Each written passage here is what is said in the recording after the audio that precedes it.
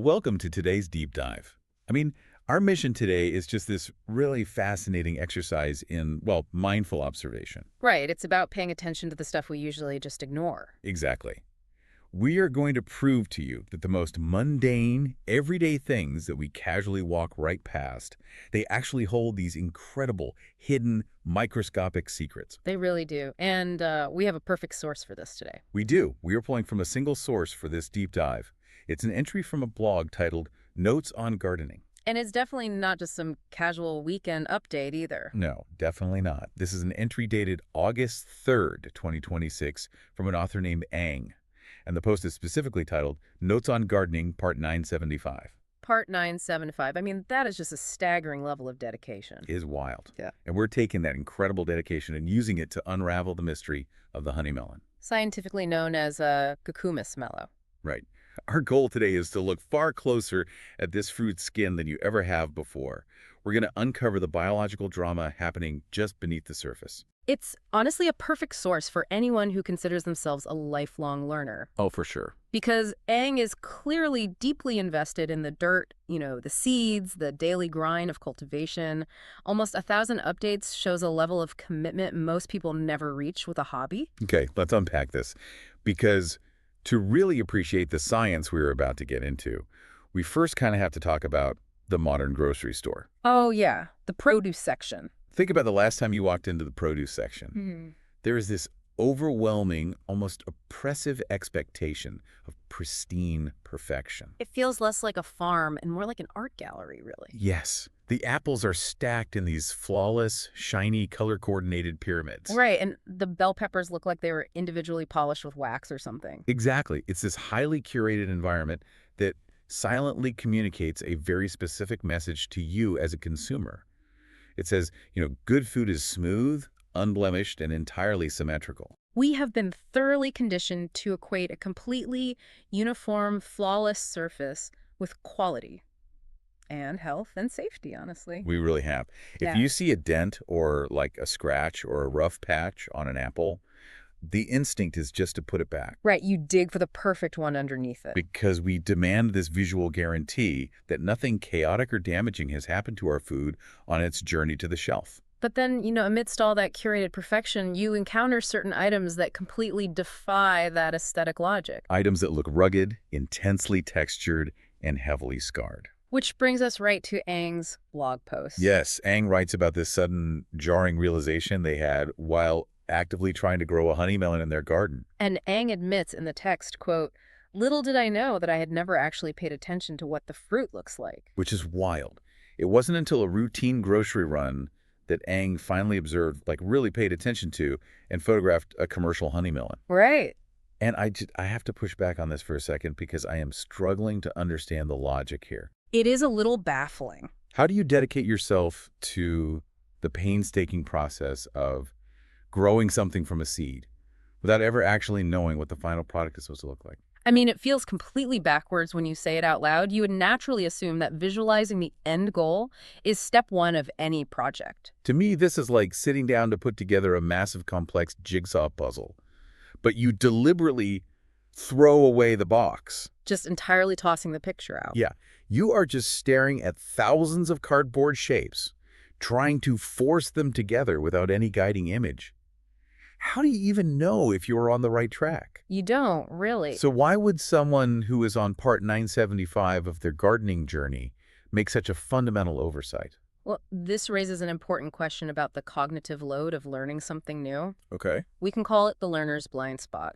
And it is incredibly common for you, me, or anyone diving deep into a complex subject. So it's not just a gardening thing? Oh, not at all. When Ang is in the garden, the focus is entirely on the mechanics of the process. Right. They are tracking nitrogen levels in the soil, monitoring the pH, calculating watering schedules, adjusting for sunlight angles. That's a lot to keep track of. It is. And the human brain has a limited working memory.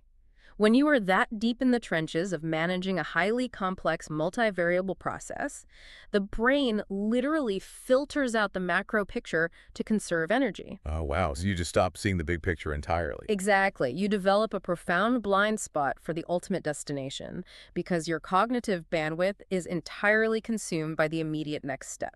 So getting obsessed with the how makes you completely blind to the what. Precisely. It is a phenomenon known as task fixation. Task fixation. Yeah. Aang was so intensely focused on the process of keeping the plant alive that the brain just discarded the necessity of observing the actual fruit. That is fascinating. It took stepping entirely out of the garden, removing all that cognitive load of being a gardener, and stepping into a completely different context to finally see the melon. Like a mundane, fluorescent-lit grocery store. Right. A completely fresh context to finally see the honey melon with fresh eyes. That context shift really is everything, because when Aang finally looks at this melon under those grocery store lights, they don't just see a piece of fruit to eat. No, they see something much more complex. They see this incredibly strange texture. A rough, raised, web-like pattern covering the entire outer skin. And Aang takes photos, goes home, and dives into the research. Which moves us directly from a psychological blind spot into some hardcore scientific The mechanics. fun stuff. Right. Aang discovers that this visual characteristic has a colloquial name, netting, and a formal biological term, suberization. Suberization. It is a biological process driven entirely by tension, rupture, and rapid healing. I'm struggling to picture the physics here. Okay, let's break it down. According to Aang's research, this netting isn't just a pattern the melon decides to paint on its skin as it matures. No, not at all. It is the result of the fruit literally tearing itself apart. But if the inside of this melon is growing and gorging on water so fast, why doesn't the whole thing just split wide open like a dropped pumpkin? Because the expansion is happening against a rigid constraint. Okay, explain that. Let's look at the mechanics of the cucumis-melo. As the fruit matures on the vine, the interior fleshy part begins to gorge on water and sugars. So it's bulking up. Rapidly. It's Yeah. trying to maximize its energy stores for the seeds. But the outermost layer of the melon skin, the epidermis, is not infinitely elastic. It has limits. Right. It is relatively rigid. So you have a scenario where the internal volume of the fruit is aggressively expanding, but the outer container cannot stretch to accommodate that new volume. Here's where it gets really interesting. The internal ambition of the fruit is literally outpacing its exterior shell. Exactly. So the inside is pushing against the outside, and eventually the pressure just becomes too great. The rigid outer skin begins to suffer microscopic fractures. It physically cracks. Yes. The sheer hydraulic pressure of the water and sugars rushing into the fruit's interior forces those micro tears across the surface of the skin. It reminds me of like a bodybuilder bulking up so fast they get stretch marks. That's a really good visual. Or like inflating a balloon inside a rigid wooden box until the wood starts splintering. Precisely. The container has to give way. But again, why doesn't it just explode? If the skin is fracturing under pressure, why doesn't the entire structure just fail catastrophically? Because of the biological stakes involved and the plant's evolutionary response to those stakes. Biological stakes. Yeah. We have to understand how dangerous a micro tear actually is for a plant. A crack in the skin isn't just an aesthetic flaw. It's not just a blemish. No, it is a critical breach in the plant's immune system. The inside of that melon is a dark, incredibly nutrient-rich, sugar-filled environment. Oh, I see where this is going. It is the absolute perfect breeding ground for bacteria and fungi. And bugs, probably. Exactly. Furthermore, the scent of those sugars will immediately attract pests and insects. So it's ringing the dinner bell for every bug in the garden. It really is. If those microscopic cracks are left open even for a short period, the delicate inner fruit will be invaded. It will rot from the inside out before the seeds are ever viable. So the plant is quite literally in a race against time. The very act of growing is creating these life-threatening wounds. Exactly. The cracking is only the first half of the equation. What's the second half? The second half is the rapid microscopic emergency response. When the skin tears, oxygen from the outside air rushes into the wound. Okay. That sudden influx of oxygen acts as a chemical trigger for the plant cells surrounding the crack. They immediately go to work producing a substance called suberin. Suberin. Aang's text mentions the plant produces a cork-like scar tissue layer. Is that what suberin is? Yes, exactly. Suberin is a highly complex, waxy polymer. A waxy polymer. Right. When the cells produce this polymer, they deposit it into their own cell walls. It effectively turns those cells into tiny, impermeable, water-repellent corks. That is amazing. They build up this cork-like scar tissue inside the microtears to seal the breach. It locks the moisture inside the fruit and locks the bacteria and pests out. I love that visual. It is like a submarine deep underwater that suddenly starts taking on water because the hull is expanding and fracturing. The crew Yes. doesn't just let the ship flood.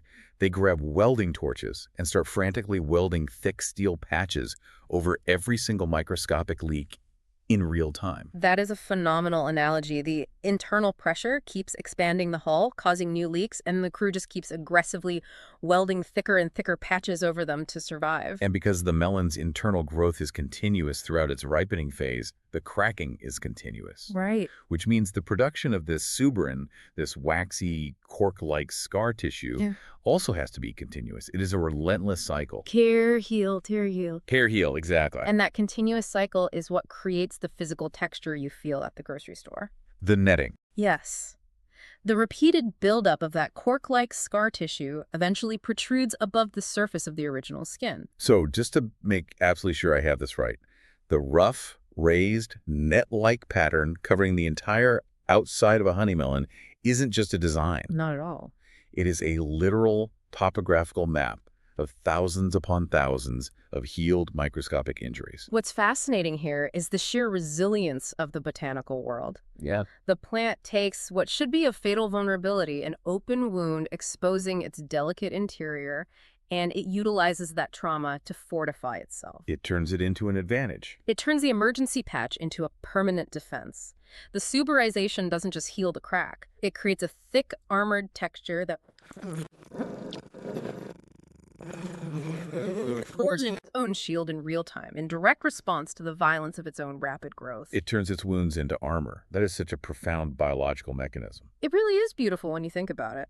The thing that threatened to tear the fruit apart becomes the very thing that ensures its survival. Exactly. Which brings us to the final and perhaps most practical conclusion that Ang reaches in the blog post. We have to bring this hardcore cellular biology back down to earth. Right. Back to the practical application for you, our listener. The next time you are standing in the produce aisle trying to pick out a snack. We need to connect this microscopic trauma to the macroscopic choices we make as consumers. Okay, lay it on us. Ang concludes the post by stating that this suberization process is not only completely normal for the cucumis-melo, but more importantly, it serves as a good indicator of a healthy, ripening melon. So what does this all mean? It means this discovery completely shatters that illusion of the modern grocery store we talked about at the very beginning. Totally shatters it. We are so deeply conditioned to look for the perfectly smooth, the unblemished, the pristine. Yep. If we blindly applied that consumer logic to a honey melon, we would dig through the pile, looking for the one with the smoothest, most unnetted green skin, assuming it was the perfect one. And we'd be completely wrong. Ang's research proves that our aesthetic intuition is completely upside down. Upside down. Heavy scarring, intense netting, this rough, raised topographical map of healed trauma is the exact thing you want to see. If we connect this to the bigger picture, it forces a complete reevaluation of what healthy actually looks like in the natural world. Oh, I like that. For this specific fruit, imperfections or scars are not flaws to be avoided. No. They are the most reliable, tangible metrics of maturity.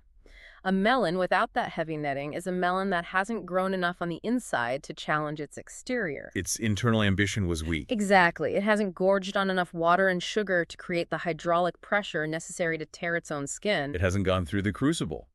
The scars are the literal proof of the journey. Proof of growth. If you want a sweet, ripe, mature honey melon, you cannot look for the pristine, untouched option.